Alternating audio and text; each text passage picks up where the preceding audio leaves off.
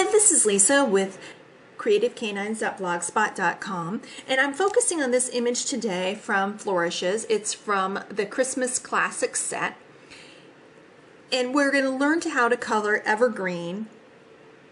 You just can't get away from Evergreen this time of year, whether you're coloring Christmas trees or these pieces of pine or wreaths. It's a very simple technique, but one that adds a lot of punch into any of your projects. It's also a technique that goes together very quickly, especially if you're trying to make an assembly line kind of project because you have 70 Christmas cards to make or a bunch of different tags to make. I'm using this to make a tag for a package. And I'm going to show you how to color these evergreen pieces here, branches. Let me bring my...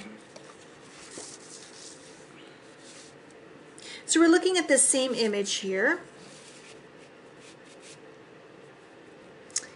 And I will get this dialed in for you so you can see how I do it. There we go. Let's focus on this a little bit here and give you an idea. Now we're going to do this a little bit differently than I normally color, which means I'm going to start with light and work to dark. I typically start with dark and work to light, and I'm going to use the wonderful YG91 YG95 combination that we have in the Copic color kit this month for December. I'm also going to throw in there the YG99 YG97 in order to round this color family out. So I'm going to start with my YG91, and I'm going to be very liberal with this color. And because there's not a whole lot of blending per se, your typical blending, it's okay if the color dries in between. You can go ahead and add this in all at once. And I'm just going to focus on coloring the top ones for you. Going with your YG93. And the one thing you have to remember, even though it's not your traditional blending, you do need to think about where your light source is coming from.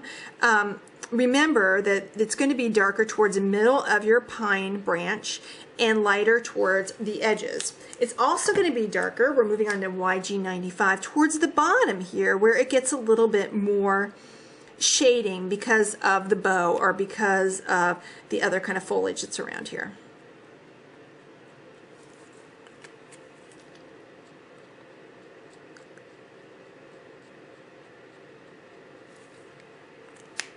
Going with my YG97, and this color is a fairly dark color, so I'm going to use this pretty sparingly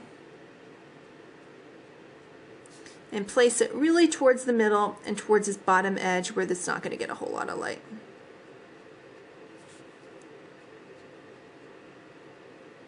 Now these denser branches are going to have more dark on them.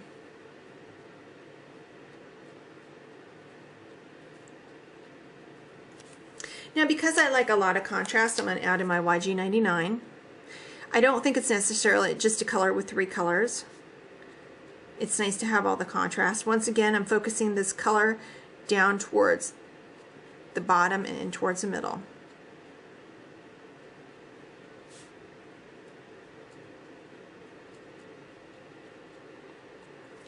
There we go.